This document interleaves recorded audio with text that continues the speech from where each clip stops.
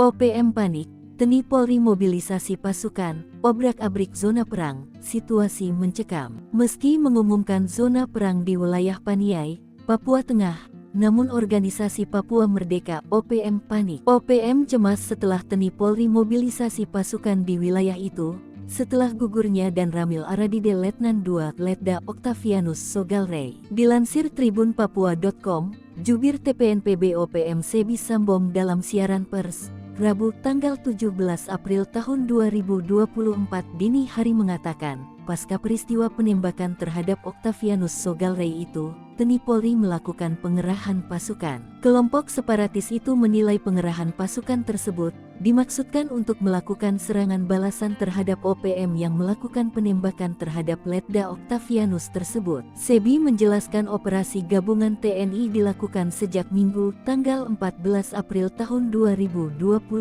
lalu. Kendaraan taktis Polri Barakuda dan helikopter diterjunkan untuk mencari keberadaan OPM. Bahkan warga pendatang telah dievakuasi. Kepala Pusat Penerangan Kapuspen TNI Majen TNI Nugraha Gumilar menyebut aksi OPM yang menyerang dan menembak, sehingga menyebabkan meninggalnya Komandan Rayon Militer dan Ramil tahun 1703-04 Aradide Letdain Octavianus Sogalrey merupakan pelanggaran HAM berat. Oleh sebab itu, saat ini TNI dan Polri sedang melakukan pengejaran terhadap OPM.